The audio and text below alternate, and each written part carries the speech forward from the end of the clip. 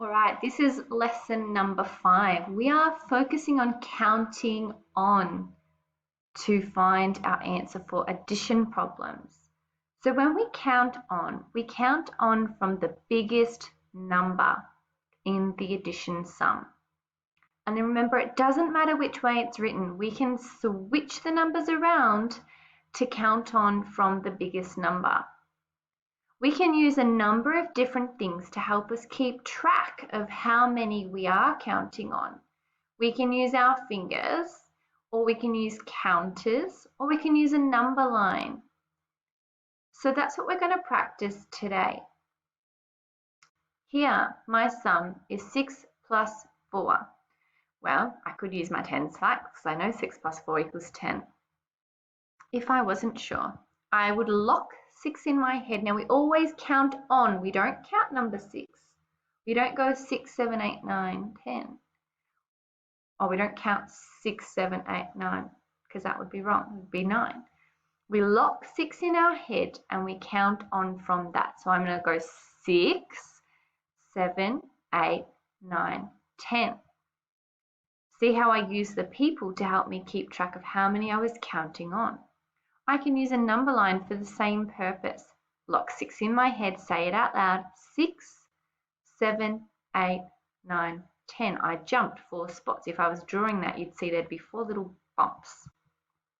Let's do another one. This sum, I've got 7 plus 1, 2, 3, 4, 5, 6, 7. I've got 7 plus 7, which is a doubles fact. So they're both the same number. I don't need to worry about counting on from the largest number. It's 7 plus 7, but I'm going to use the people or my fingers to keep track. I'm going to use my fingers this time. I'm going to lock 7 in my head. 7, 8, 9, 10, 11, 12, 13, 14. I've added 7. 7 plus 7 is 14. Here I've got 9 plus 6. I can use my number line, the people, or my fingers, or I could lay out 6 counters and tap each of the counters as I count on. 9 plus 6, I'm going to count on from 9. 9, 10, 11, 12, 13, 14, 15. 9 plus 6 is 15. Let's have a look at using some counters to show how we can count on. Here I've got 8 plus 5. I'm going to count on from 8 because it's the largest number. I've got 5 counters here ready to help me count on. 8 plus 1, 2, 3, 4, 5. So let's look. 8 in our heads. 8, 9, 10, 11, 12, 13. So 8 plus 5 is 13. Here I've got 9 plus 4. I'm going to count on from 9. 9, 10, 11, 12, 13.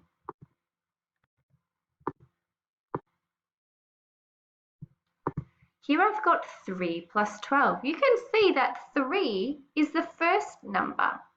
Now 3 is not the largest number, but I can just flip those around and I'm going to count on from 12. It doesn't matter, I'm going to get the same answer. Lock 12 in my head, 12, 13, 14, 15.